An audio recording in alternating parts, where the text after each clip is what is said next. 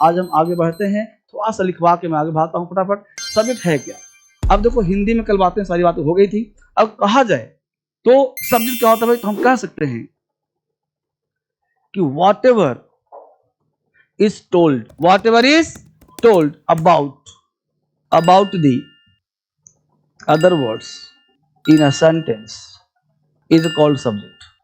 ठीक है, इसी को कह सकते हैं हिंदी में वह शब्द जिसके बारे में बात करते हैं वह सब्जेक्ट होता है। Whatever is told about the other words in a sentence is called subject। Hindi में कहा वह शब्द जिसके बारे में बात करते हैं वह सब्जेक्ट होता है। एक लाइन जिसके बारे में बात तुम करो। थोड़ा सब्जेक्ट को ऑब्जेक्ट को थोड़ा सा अलग कर देता हूँ। अभी पाया कि जो सब्जेक्ट वो ऑब्जेक्ट वो सब्जेक्ट। अब थोड़ा सा दोनों को अलग कर पढ़ते हैं ताकि माइंड आपको और खुल जाए बढ़िया से। मतलब यहाँ पे जो मैं पढ़ा रहा हूँ ना उससे तुमको अंग्रेजी लिखना आ जाएगा। इससे writing, paragraph writing, thought level आपका अपने आप बढ़ जाएगा। तो ये 10 क्लास अमृत है। इसका नाम भले में लिख दिया बेसिक क्लास, बेसिक नहीं है, ये आपके लिए अमृत का बूंद है, इंग्लिश का नींव है जो आज तक न पढ़ते हैं न पढ़ाया जाता है।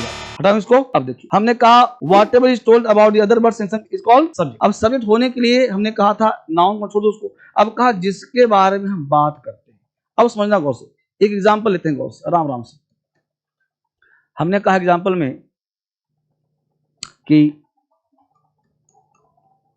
सोनिया गांधी, देखो हिंदी में गलती होगा मेरे को माफ करना बेटा क्योंकि हिंदी हमको कम आता है। सोनिया गांधी अपने पुत्र राहुल गांधी, सोनिया गांधी अपने पुत्र राहुल गांधी पुत्री प्रियंका गांधी एवं अपने नातिन के साथ, लिखते रहो सब लोग, नातिन के साथ अमेरिका भाग गई।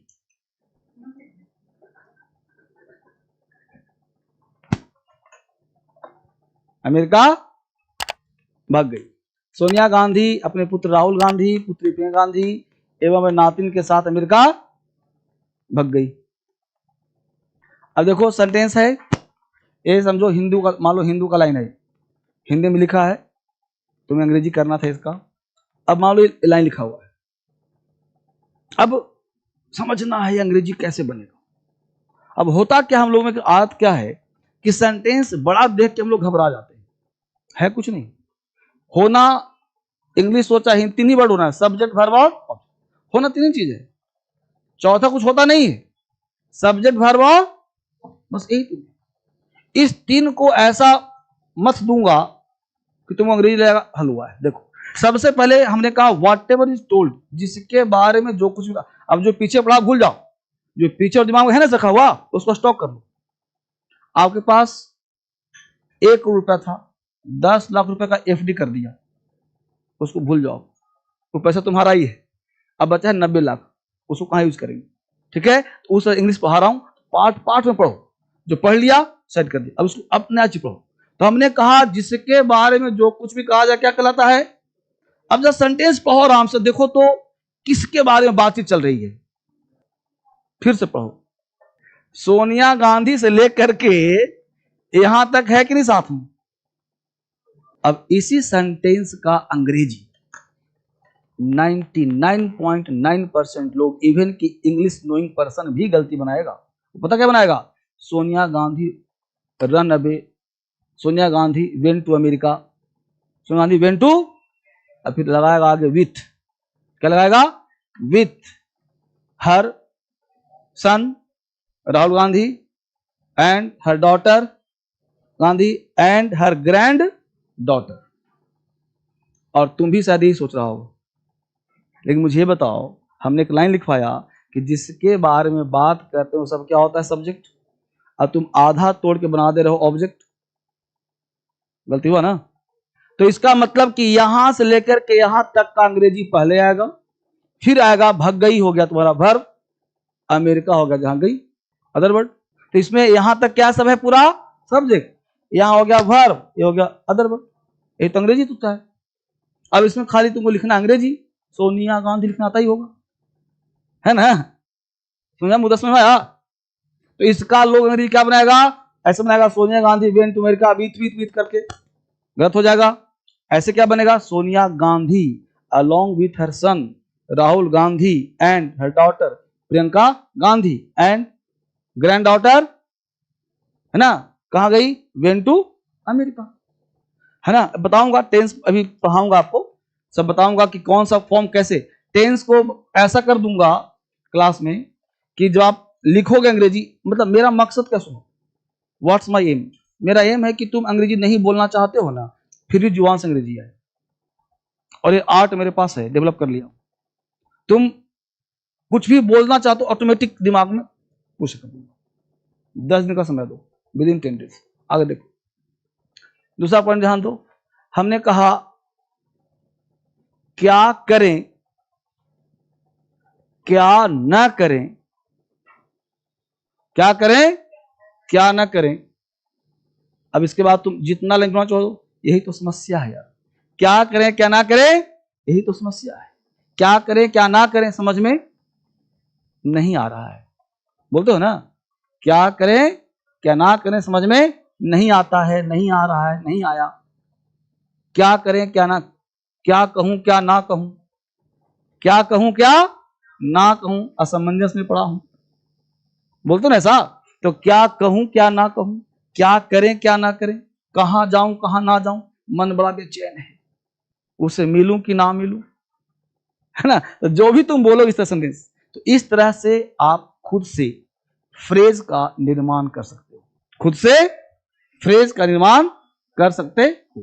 और फ्रेज बनता कैसे है, तो फ्रेज बनाने का तरीका होता है what such how, what such how. जैसे स्ट्रक्चर बनता है इसका, what plus two plus one, what plus two plus, ठीक।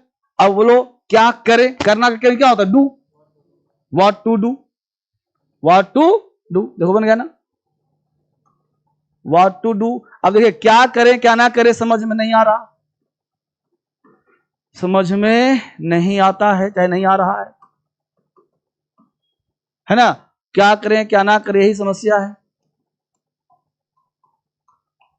बोलते हो। अब देखो व्हाट टू डू, अब क्या करें क्या ना करें बीच में एंड हो जाएगा, क्यों, क्या करें और क्या, तो अपने मन से लगा देना एंड, हालांकि राइटिंग में ऐसे मत लिखना, हमेशा लिखना एंड। अब क्या ना करें, व्हाट नॉट टू डू,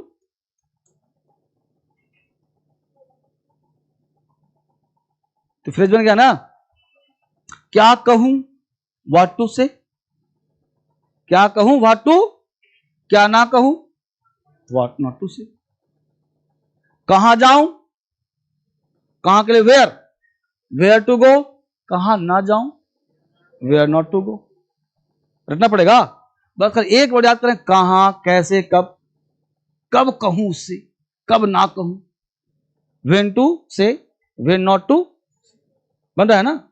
सब तुम्हारा अपने आप याद हो जाएगा, अपने आप वो के बाद हो जाएगा, ठीक है। तो हमने कहा what to do and what not to, क्या करूं क्या ना करूं, ठीक है, इज अ प्रॉब्लम, यही समस्या है ना, या समझ में नहीं आता, not to understand, is not to understand. तो what to do what not to do is not to understand, समझ में नहीं आता है। क्या करूं क्या ना करूं, what to do what not to do is a problem, यही क्या है, समस्या है। क्या, where to go where not to go is a problem, is a solution, कहां जाऊं कहां ना जाऊं ये समाधान है। मतलब जो तुम्हारे दिमाग में आता है, मेरा काम था समझाना क्या करें क्या ना करें, कहां जाऊं कहां ना जाऊं, कब जाऊं कब ना जाऊं, क्या बोलूं क्या ना बोलूं। अब जरा सोचो कि क्या करें क्या ना करें सब्जेक्ट है कि नहीं, सोचो आराम से।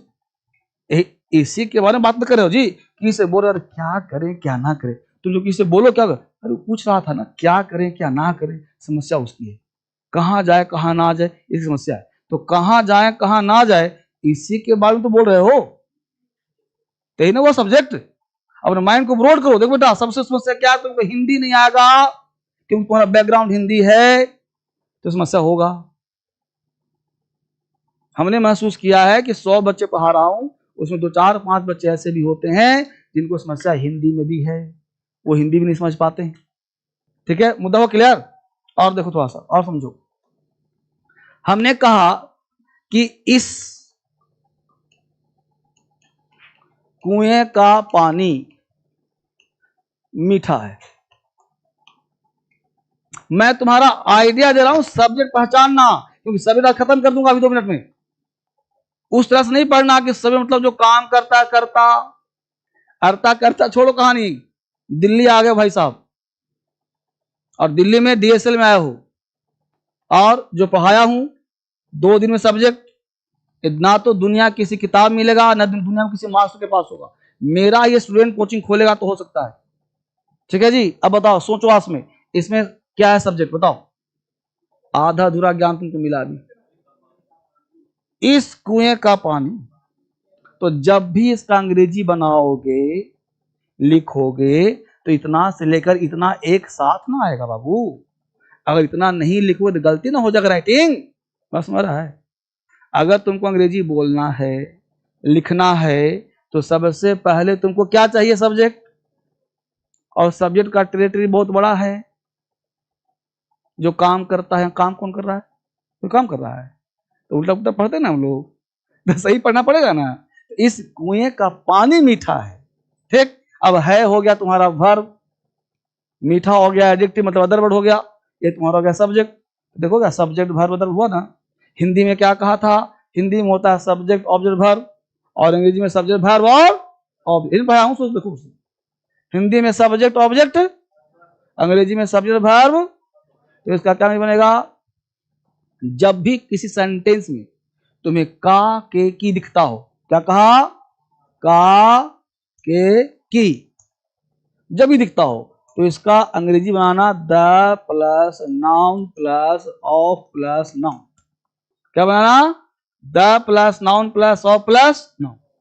ठीक है, यहां पे कर देना ब्रैकेट में नॉन लिविंग, ये भी ध्यान रखना जरा सा, नॉन लिविंग के साथ। इसे पढ़ाऊंगा आगे, नाउन तो फिलहाल के हिंट कर दिया।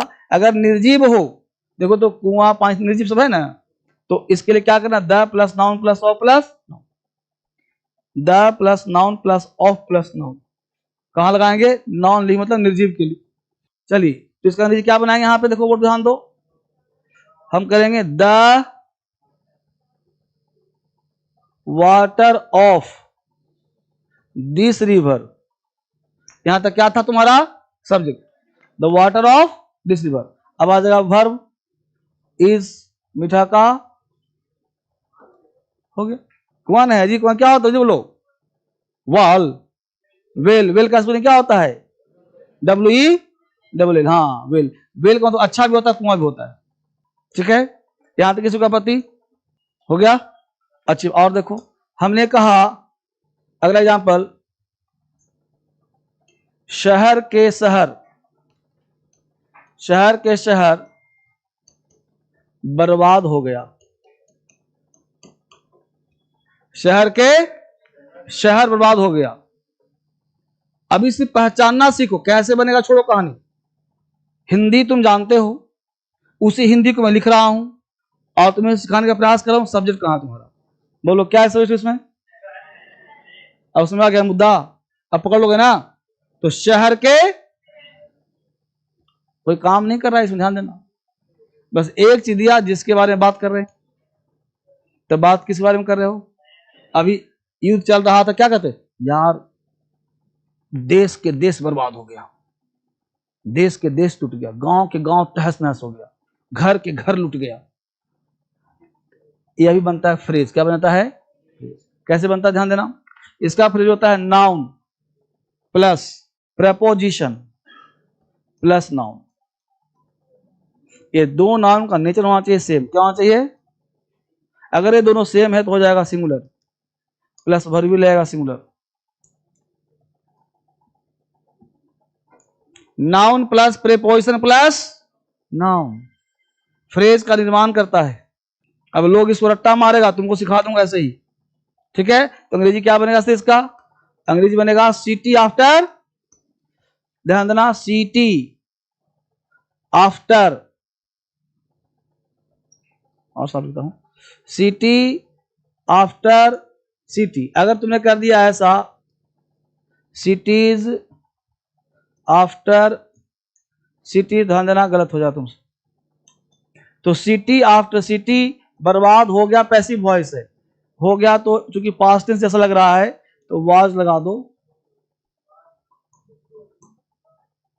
डिस्ट्रॉयड। प्रेजेंट हुआ तो इज लगा देना, हाँ तुमको लगता हो तुझे सेंस है ना। तो cities after city was destroyed. अब हाँ बाबू, अब बताओ सब्जेक्ट में कोई आपत्ति है? चलें आगे, ठीक है, बहुत अच्छा। तो सब्जेक्ट में आप फिर देखो शहर नाउन है कि नहीं, तो कॉन्सेप्ट क्या दिया था, सब्जेक्ट होने के लिए क्या चाहिए, नाउन। और जितना भी एग्जाम्पल दे सब में नाउन है कि नहीं, ठीक है। यानी कि नाउन के बिना अंग्रेजी संभव नहीं है। इंग्लिश में नाउन ही होता है, पृथ्वी ही नाउन है, पृथ्वी का ही इमेज है, इस पृथ्वी पर हर चीज नाउन है, और नाउन से इस सेंटेंस का शुरुआत होता है। नाउन नहीं है तो प्रोनाउन होगा, प्रोनाउन नहीं है तो नाउन इक्विवेलेंट होगा। यही तीन चीज होता है सब्जेक्ट, चौथा कोई चीज है ही नहीं इस पृथ्वी पर। इसके अलावा कुछ मिलता है तो उसे काट देना। तो अंग्रेजी लिखने का, बोलने का पहला पिलर तुमने सीखा, जिसका नाम था सब्जेक्ट। जिसका नाम क्या था, सब्जेक्ट। और उसका ज्ञान आपको मैंने दिया। कहीं कोई कसर है, कोई दुनिया में कोई सेंटेंस दिमाग में आ रहा है तो पूछो, मैं प्रूफ करूंगा कि नाउन है कि नहीं। चलिए आगे। तो यहाँ काम क्या होगा, सब्जेक्ट। आगे बढ़िए। अब दूसरा पार्ट सीखा आपने ऑब्जेक्ट। ये हालांकि ये भी नाउन ही है, ऑब्जेक्ट, लेकिन थोड़ा सा दोनों को अलग अलग कर रहे हैं ताकि विजन आपको क्लियर हो जाए कि सब्जेक्ट है सर, ऑब्जेक्ट है सर। कोई बच्चा पूछे, छोटा भाई, बंधु, भतीजा, बेटा बेटी हो गया तो पूछे तो समझा सको। ऑब्जेक्ट, ऑब्जेक्ट को हिंदी में कर्म बोलते हैं। कहावत है, जैसा करोगे वैसा फल मिलेगा, है ना। यहां पे कहते बेटा कि द वर्ड, ध्यान देना, किसी भी चीज को अगर तुम निश्चित करना चाहते हो तो बिना पूछे आर्टिकल द लगा सकते हो। जैसे शब्द को हम चाहते हैं निश्चित, द बताओ वह शब्द, द का हिंदी क्या हुआ, वह। लेकिन डिक्शनरी में ढूंढना कि द का हिंदी हुआ है कि नहीं। ये तुम्हें लैंग्वेज का हिंदी बता रहा हूं, जैसे मान निकालना हो हिंदी, क्या निकालोगे, वह शब्द, ठीक है जी। तो द वर्ड, ठीक है, the word which is influenced by the subject is called object. The word which is influenced, influenced, the word which is influenced by the subject is called object. The word which is influenced by the subject is called object. वह, इसका हिंदी हुआ वह शब्द, इसका हिंदी हुआ बच्चे कि वह शब्द, वह शब्द जो सब्जेक्ट से प्रभावित हो, सब्जेक्ट से प्रभावित, सब्जेक्ट से प्रभावित हो ऑब्जेक्ट कहलाता है, ऑब्जेक्ट कहलाता है। सुन के लिखना, वह शब्द जो सब्जेक्ट से प्रभावित हो ऑब्जेक्ट कहलाता है। स्थिति के हिसाब से सब्जेक्ट है, वर्ब है, यहां होता है ऑब्जेक्ट। पता है कि जो है वो ये है, जो है वो है। ये पोजीशन के हिसाब से राम यहां तो राम यहां भी आ सकता है, आम यहां तो आम यहां भी आ सकता है, ये तरीका। लेकिन ये है क्या चीज, तो हमने कहा ये है, पता है क्या, ये जो करता है उसका इंपैक्ट पड़ता है, ये जो करता है वो इंपैक्ट, इस नाम क्या हुआ इसका, ऑब्जेक्ट। करता है, कुछ एक्शन किया होगा, फंस गया कौन, ऑब्जेक्ट, इसलिए क्या करा गए, ऑब्जेक्ट करा गया, कर्म करा गया। ठीक है, उतार लिया यहां तक, अच्छी बात। समझना, मैं एग्जाम्पल दे रहा हूं, छोटा सा एग्जाम्पल, बड़ा एग्जाम्पल दूंगा। अब देखिए एग्जाम्पल चेक करते हैं कि क्या ये बात सत्य है या नहीं है, चेक करते हैं। हमने एग्जाम्पल दिया सिंपल सा, बहुत सिंपल, कि ही ईट्स एन एप्पल, बहुत सारा एग्जाम्पल दिया मैंने, ही ईट्स एन एप्पल। ठीक है, एग्जाम्पल बड़ा भी दूंगा, छोटा दूंगा। देखो ही ईट्स एन एप्पल, अब देखो आराम से पहचानो, ही तुम्हारा सब्जेक्ट है नहीं, जल्दी बोलो, ईट्स वर्ब है। अब एप्पल ऑब्जेक्ट है या नहीं है, इसका क्या प्रमाण है, मुद्दा है ना। तो क्या कहा गया, कर्ता ने जो काम किया verb के माध्यम से, क्या इट्स का प्रभाव इस पे पड़ रहा है? बिल्कुल बच्चों सूत्र प्रोग्राम से, क्या एप्पल पे इंपैक्ट पड़ा है या नहीं पड़ा है? चेक करते हैं। देखो ही है, ये कौन है जी? ही। ये देखो एप्पल है जी, ही ने खाना शुरू किया एप्पल को, तो एप्पल पर कोई प्रभाव पड़ेगा? क्या पड़ेगा? खत्म हो जाएगा सर। तो एप्पल खाया, खत्म हो गया एप्पल। इसका मतलब ही ने एप्पल का सर्वनाश कर दिया, बर्बाद कर दिया इसको, इसका अस्तित्व मिटा दिया। इसका मतलब है कि ऑब्जेक्ट है, होगा ना? तो इंपैक्ट, IMPACT, इंपैक्ट, प्रभाव। यहां बताओ प्रभाव तुम्हें दिख रहा है कि नहीं दिख रहा? जल्दी बोलो। यानी प्रत्यक्ष दिखा सकते हो कि भाई देखिए ही ने खाया है, देखिए दांत का निशान है, इसका मतलब है प्रभाव दिख रहा है सबको। क्लियर है? अच्छी बात। तो ही ईट्स एन एप्पल, तो क्या हो गया? डायरेक्ट। अब डायरेक्ट मतलब प्रत्यक्ष, तुम किसी को दिखा सकते हो, न छुप सकता है न छुपा सकते हो। क्लियर है? तो इसे बोलते हैं डायरेक्ट ऑब्जेक्ट। क्या बोलते हैं? क्या बोलते किसी को? प्रत्यक्ष दिख रहा है, ठीक है। और जो चीज प्रत्यक्ष दिखे उसका वॉइस भी तुरंत बना सकते हो बिना टेंशन के, यानी वो एक्टिव पैसिव दोनों में यूज हो सकता है। एक्टिव पैसिव दोनों यूज, और एग्जाम में ज्यादातर क्वेश्चंस बच्चों एग्जाम में पूछे जाते हैं। जैसे हमने बोला ही इट्स एन एप्पल, तो बना सकते हैं, यहां पे उठ के यहां आ जाएगा एन एप्पल, ठीक है जी, is an apple is eaten by him, ये उठ के यहां जाता है, इट का हो गया ईटेन, ये हो गया एक्टिव वॉइस, ये हो गया, इसको बोलते हैं sentence to sentence active passive. एक होगा डायरेक्ट पैसिव, जिसमें पता नहीं चलेगा क्या है, वो ये होता है स्पोकन में, ये होता है एग्जाम में, होता है स्पोकन में।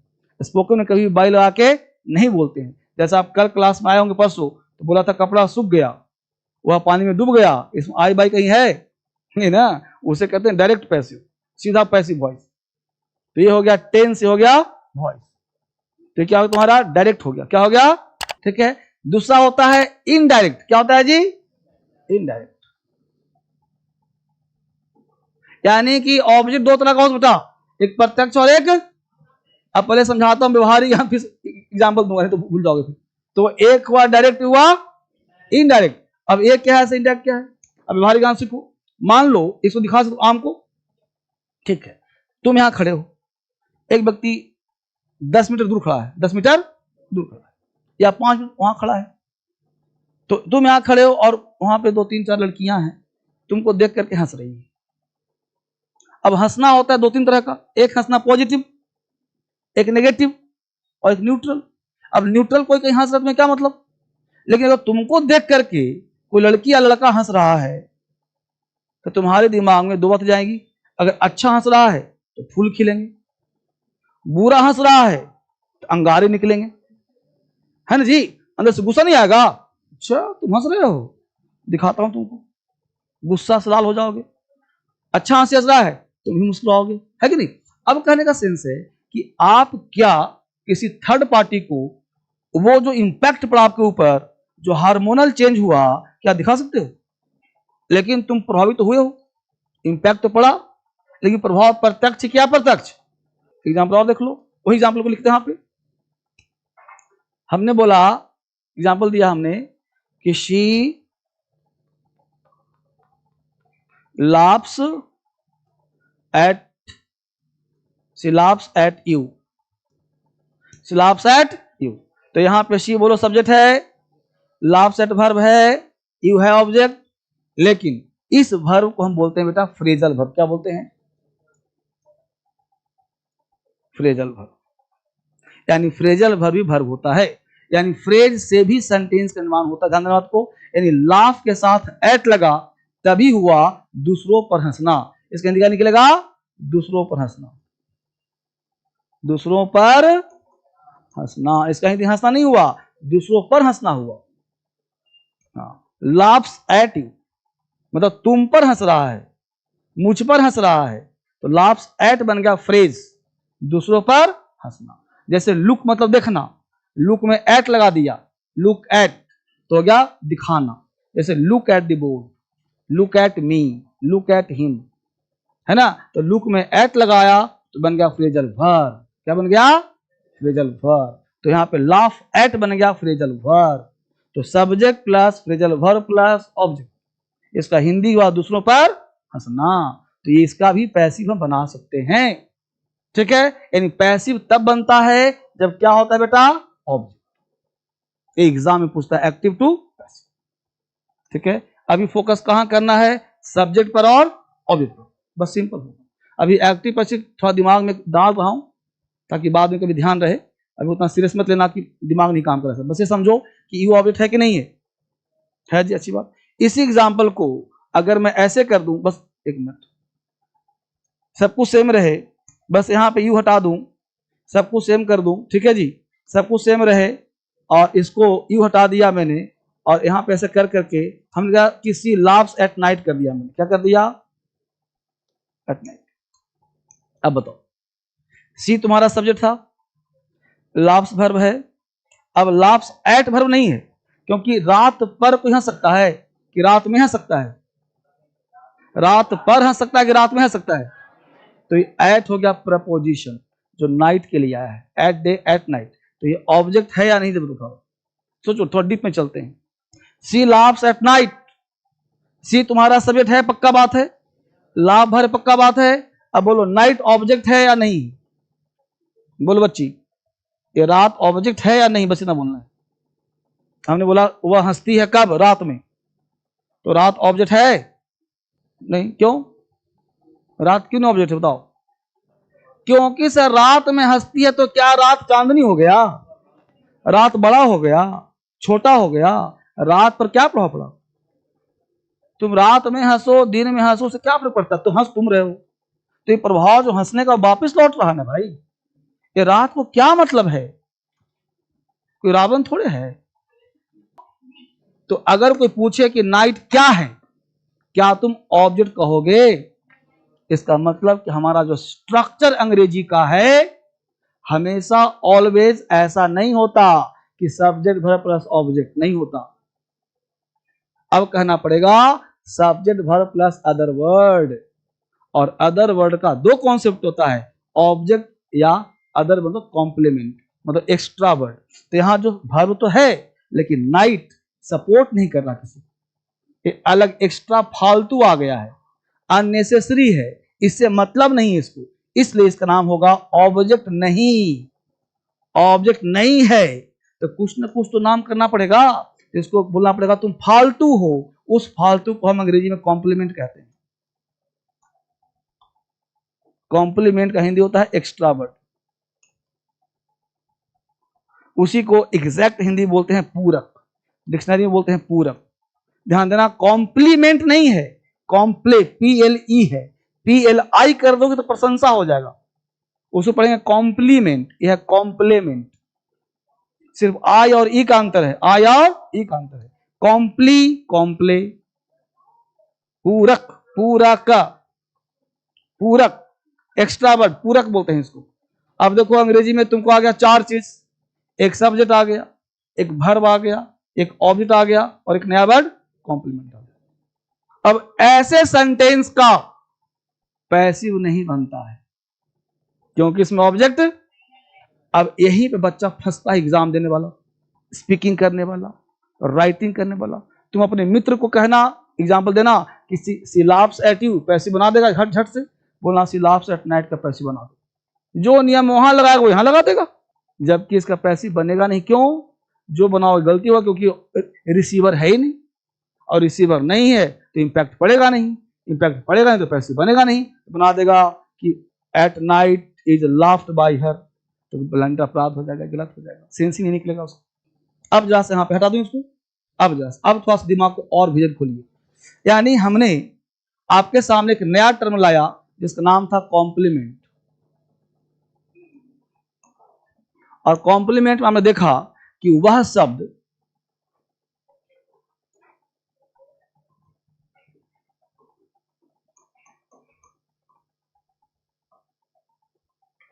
which is not influenced by the subject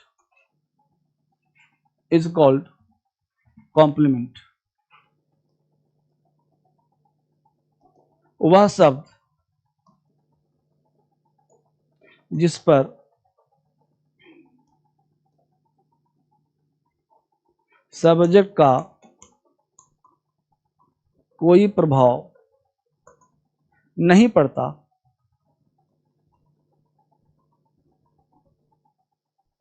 उसे कॉम्प्लीमेंट कहते हैं।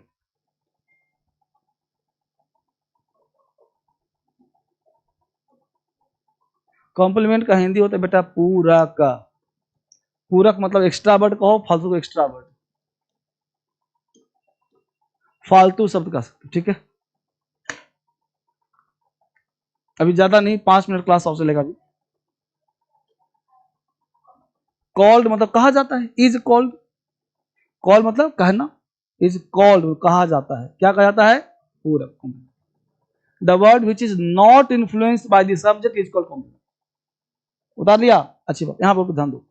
अब यहां पे बेटा अब माइंड का प्रयोग करो, ठीक है जी। किसका प्रयोग, अब चेक करता तुम्हारे पास दिमाग बाकी हुआ कि नहीं हुआ, ठीक है जी। चलो अब दिमाग का चेक हो रहा है, फटाफट देखना गौर से। क्या लिखा मैंने, क्या लिखा मैंने, दोनों वर्ब है।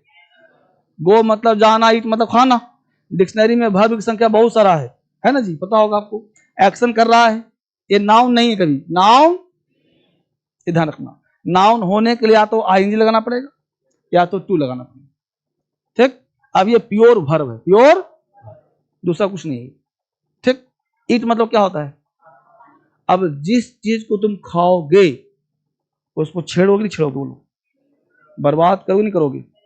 तो ईट के बगल में आने वाला शब्द प्रभावित होगा कि नहीं होगा। अब ईट के बगल में डाल दूं कलम, क्या डाल दूं, तो भाई जब तो खाना वर्ड लगा है तो क्या पता तुम कलम खाता होगा, मुझे क्या पता, लेकिन बगल में कलम आया है तो कलम खाओगे ना, बोलो ऐसा नो। तो ईट के बगल में जो भी आएगा क्षतिग्रस्त होगा। इसका मतलब अगर मैं कहूं कि ईट अपने साथ आजीवन ऑब्जेक्ट लेगा, कोई आपत्ति है, बोलो बराबर, बोलो कष्ट है कोई, एकदम व्यवहारिक, दिमाग खुल जाएगा भी कभी। तो ईट अपने साथ आजीवन ऑब्जेक्ट लेगा, तय है। हमने कहा ईट एक वर्ड है, ईट एक जो वर्ब है, ईट जहां भी जाएगा इंपैक्ट करेगा ही करेगा, ये 100% सत्य है कि नहीं, सत्य है। और ईट जहां भी जाएगा ऑब्जेक्ट लेगा, इसका मतलब कि ईट जहां भी आएगा उसका पैसिव वॉइस बनेगा। लिंक करो, जोड़ो, क्योंकि पैसिव बनता उसी का है जो ऑब्जेक्ट लेता है। तो पैसिव भाई साहब ऑब्जेक्ट नहीं बनता है, बनता है वर्ब का। किससे बनता है, वर्ब का। तो ईट का पैसिव ईटन हो जाएगा नहीं हो जाएगा, बोलो जवाब, क्योंकि पैसिव से भीतरी आता है ना। इसका मतलब कि इसका पैसिव बनेगा और ये ऑब्जेक्ट लेने वाला वर्ब है, कह सकते हैं। मतलब वर्ब का मतलब है कि ऑब्जेक्ट लेने वाला वर्ब है ना ईट, बोलो। अब बताओ गो, गो मतलब जाना। अब सोचो गो कहां जाते हैं, प्लेस। गो मतलब जाना, जाना कहां, प्लेस।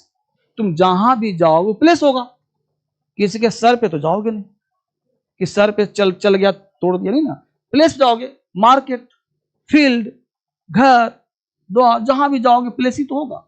और तुम्हारे जाने से तुम फील्ड पर गए तो अगर फील्ड गड्ढा हो गया, तो तुमने कहा सर मैं रांची जा रहा हूं, गो मतलब जाना, रांची गया, गो टू रांची, तो क्या रांची ऐसे था ऐसे हो गया, भूकंप आ गया। तो तुम्हारे जाने से कहीं कोई प्लेस इंपैक्ट होगा, प्रत्यक्ष या अप्रत्यक्ष, सोच के बोलो, होगा, होगा नहीं ना होगा। इसका मतलब गो अपने साथ ऑब्जेक्ट कभी लेगा, हमेशा क्या लेगा, कॉम्प्लीमेंट। इसका मतलब हुआ, सोचो आराम से, पूरे डिक्शनरी में 2 तरह के वर्ब पाए जाते होंगे, एक वह वर्ब जो ऑब्जेक्ट लेगा और एक वह वर्ब जो ऑब्जेक्ट नहीं लेगा, बोलो। तो इसका पैसिव बनेगा, इसका पैसिव, यानी एक वर्ब से भी आपका माइंड डिसाइड कर लेगा।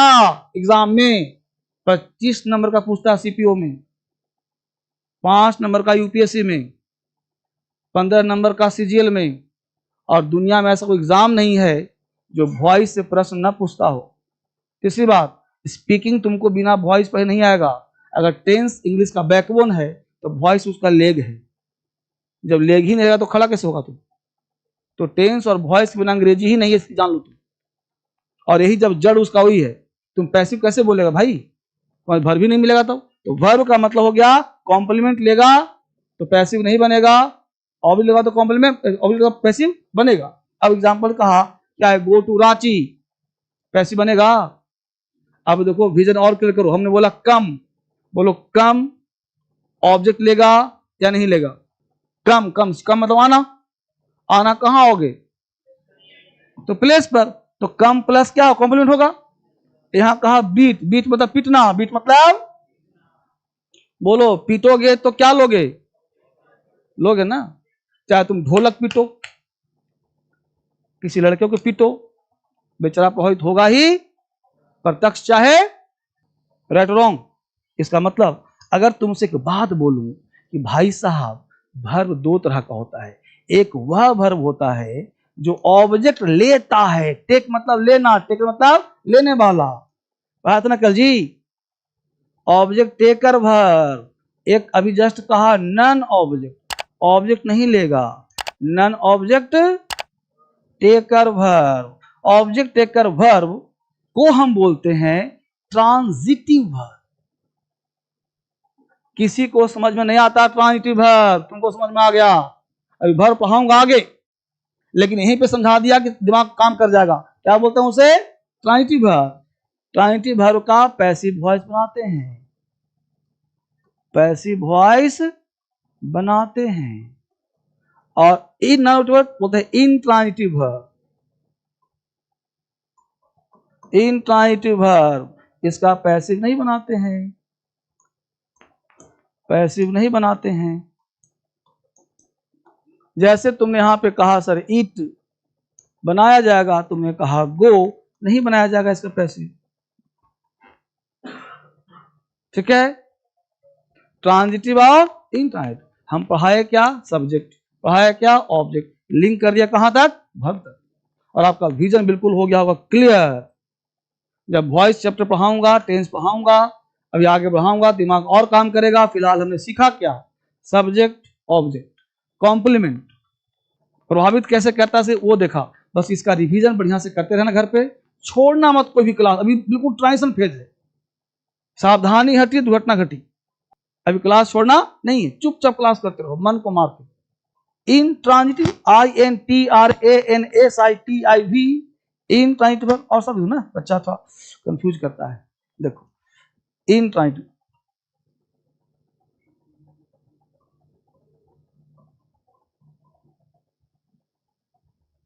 इंट्रांजिटिव वर्ब का पैसिव नहीं बनता, यह ट्रांजिटिव है इंट्रांजिटिव, पैसिव नहीं बनता है, पैसिव बनता है। अभी आपको बच्चा फर्स्ट डे आया नहीं पता पैसिव क्या होता है, छोड़ दो कोई टेंशन नहीं, अभी तो बेसिक क्लास चल रहा है, अभी ग्रामर का कोई चैप्टर स्टार्ट नहीं हुआ है, आपके सिलेबस का कुछ स्टार्ट नहीं हुआ है, इसलिए माइंड में मत सोचना कि मेरा कुछ छूटा है। यूट्यूब मेरा सब्सक्राइब किया सबने, यूट्यूब पे जाना, एक क्लास पूरा वहां पे लाइव मिलेगा आपको, सेम रिपीट कर सकते हो, कल वाला क्लास भी रिपीट होगा, तो थोड़ा सा काट छाट करके डाल दे रहा हूं ताकि बच्चा छूट जाए तो देख लो उसको। यहां तक किसी पति है तो मुझे बताओ, ट्रांजिटिव इंट्रांजिटिव हुआ क्लियर, ऑब्जेक्ट कॉम्प्लीमेंट हुआ क्लियर। आज है फ्राइडे, कल सैटरडे संडे, सैटरडे और संडे आपको मिलता है स्टडी लीव, मतलब घर पे पढ़ने के लिए, लेकिन फिर सलाह दूंगा जैसा मैं कहा था कि आप यहाँ पढ़ रहे हो, आपने एडमिशन लिया, अगर संतुष्टि ना हो पूरा पैसा लो वापिस जाओ, कहा था ना, अगर संतुष्टि है तो क्लास कंटिन्यू करो, अगर अभी तक किताब नहीं लिया महाबेसिक तो आप अभी खतरे में हो, किताब लो क्लास शुरू करो। अभी जो पढ़ा रहा हूं समझ में आ रहा है तो आगे क्लास आपके लिए वरदान होगा और बेहतरीन होगा, और गारंटी लिया है तो आपका साथ नहीं छोड़ूंगा। बस आपको करना इतना है कि DSL को पकड़े रहना है, धर्मेंद्र सर को पकड़े रहना है और इंग्लिश सीख के जाना है, और जब तक नहीं सीखोगे छोड़ना मत मेरे को, पढ़ते रहना करते रहना, ठीक है। और मेरी कोशिश होगी 1 करोड़% सिखाने का, 1 करोड़ मतलब 1% डाउट नहीं है मेरे अंदर, तुम खुद से अपने डाउट मत करना कि मैं नहीं सीखूंगा, सिखाने वाला तैयार है, तुम सीखने वाले हो, तुम अंदर से स्ट्रांग रहो, तुमसे ना कुछ पूछूंगा, ना तुमसे डांटूंगा, ना पढ़ाऊंगा, प्यार से सहलाऊंगा, ठीक है। उसके तुम तैयार हो पढ़ने के लिए, मिलते हैं फिर मंडे को, ठीक है। चलिए बाय बाय, आज इतना ही। इस बैच का नाम क्या है? एकलव्य बैच। यहां पढ़ने के लिए शुरुआत से बिल्कुल कहां सर? तो कोई भी क्लास करना है, your brain should be trained, think English to English, यानी आपका दिमाग बिल्कुल ट्रेन होना चाहिए कि इंग्लिश टू इंग्लिश कैसे सोचें, कैसे बोलें, क्या करना है। सबसे पहला काम, प्ले स्टोर में जाना है, फ्री ऑफ कॉस्ट डीएसएल क्रांतिकारी ऐप डाउनलोड करना है। और यहां पे क्लास करने के लिए पहले एक क्लास, 2 क्लास फ्री में पढ़ो, फिर देखो आपको समझ में आ रहा है कि नहीं आ रहा है। बिल्कुल जीरो से पढ़ेंगे, काम करेंगे, या डीएसएल इंग्लिश ऐप, तो दोनों ऐप अपने हैं, डीएसएल क्रांतिकारी हो चाहे डीएसएल इंग्लिश हो, दोनों ऐप। अगर इसमें कहीं भी किसी बच्चे को दिक्कत हो, आपत्ति हो, तो ये नंबर दे रहा हूं, इस पे संपर्क करो, मुझसे डायरेक्ट बात करो। कहीं भी दिक्कत हो, वीडियो कॉलिंग करो, पूरी तरह संतुष्ट हो जाइए, then you can take admission, you should take admission. इस बैच पे करके पढ़ना है, व्हाट्सएप करना है, कॉल करना है। और पढ़ने के साथ साथ जितने भी क्लासेस हैं, इस बैच नाम क्या है? Eklavya English foundation batch. आप किसी भी एग्जाम की तैयारी करते हो, CGL, CPO, MTS, UPSC, judiciary, किसी भी एग्जाम को, और बेसिक से पढ़ना, एडवांस से पढ़ना हो, या इंग्लिश कुछ भी ना आता हो, तो आप बिल्कुल बैच, एकलव्य बैच, इस पे आप कर सकते हैं। राइटिंग से बैच अलग से आएगा। इस तरह से सारे कोर्स दिए जाएंगे, किताब दिया जाएगा, बेसिक किताब दिया जाएगा, इस पे आप कॉल करना। मिलते हैं आपसे सीधा क्लास में। आप कंटिन्यू 1 घंटा मेरे साथ रहिए और देखिए आज से और अभी से आपका बेसिक स्ट्रॉन्ग हो रहा है या नहीं हो रहा। अभी से पढ़ना शुरू करते हैं, तो कॉपी, कलम, पेन निकालो और पढ़ाता हूं, बस मेरे साथ 20-25 मिनट देखो और फील करो कि आज का क्लास आप पढ़ा नहीं रहा हूं, आज बस दिखा रहा हूं पढ़ना कैसे चाहिए। तो देखते हैं करके आज